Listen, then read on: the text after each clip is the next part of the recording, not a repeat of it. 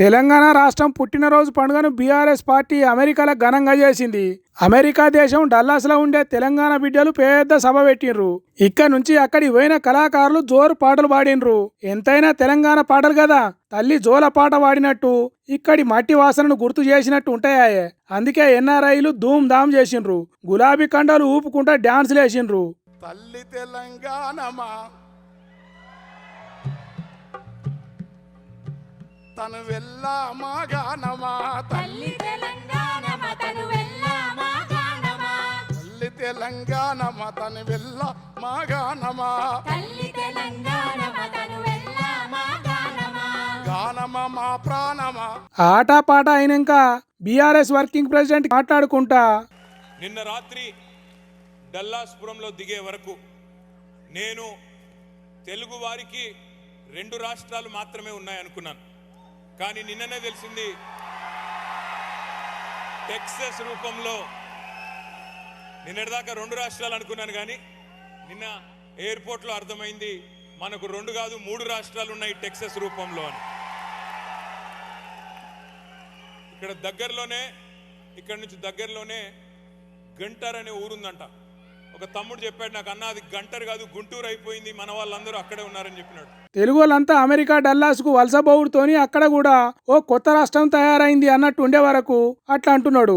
ఇక్కడ నుంచి అక్కడికి పోయి తెలంగాణ తల్లి మీద ఉన్న ప్రేమను మరవకుండా మదిలో పెట్టుకున్నందుకు, కన్న తల్లి తెలంగాణ రుణం తీర్చాలనే ఆలోచన చేస్తున్నందుకు ఎన్ఆర్ఐలకు వందనం చెప్పిండు కేటీఆర్. ఇవాళ ఇన్ని వేల మందిని ఇక్కడ చూస్తుంటే, ఇప్పుడే నేను పెద్దలు జగదీశ్వర్ రెడ్డి గారికి, గంగుల కమలాకర్ గారికి చెప్తా ఉన్నా, ఇన్ని వేల మందిని ఇక్కడ చూస్తుంటే ఈ ప్రాంగణం లోపలికి వచ్చిన తర్వాత మాకు అమెరికాలో ఉన్నట్టు లేదు, హైదరాబాద్లో ఎక్కడో ఉన్నట్టున్న తప్ప అమెరికాలో ఉన్నట్టు మాత్రం ఎంత మాత్రం లేదు. అంతమంది ఉన్నారట అక్కడ మనోళ్ళు.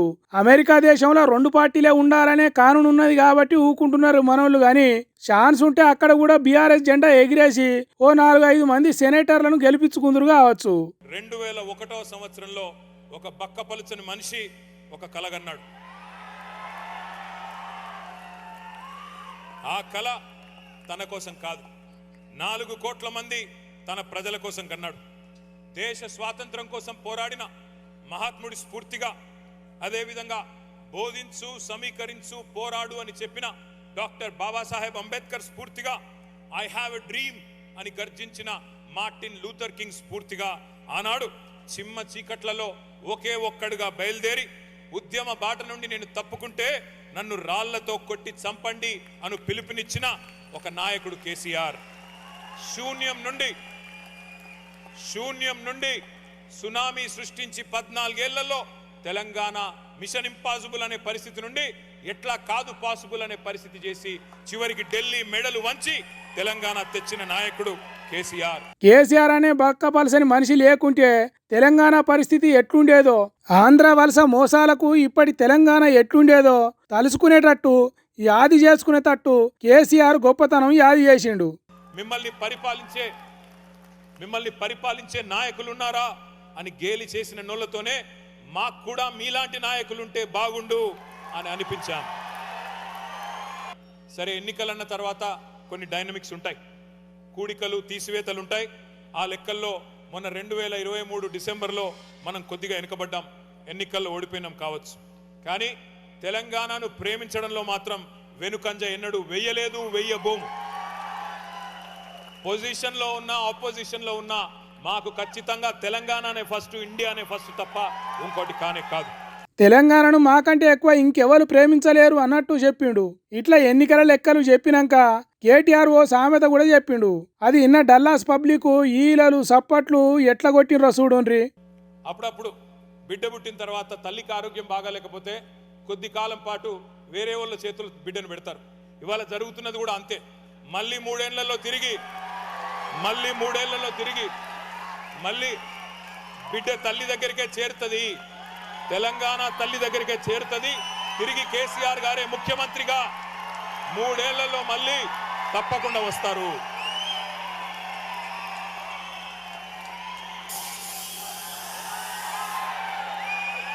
ఆ ఈలలు చూడుండ్రి, ఆ గోలలు చూడుండ్రి.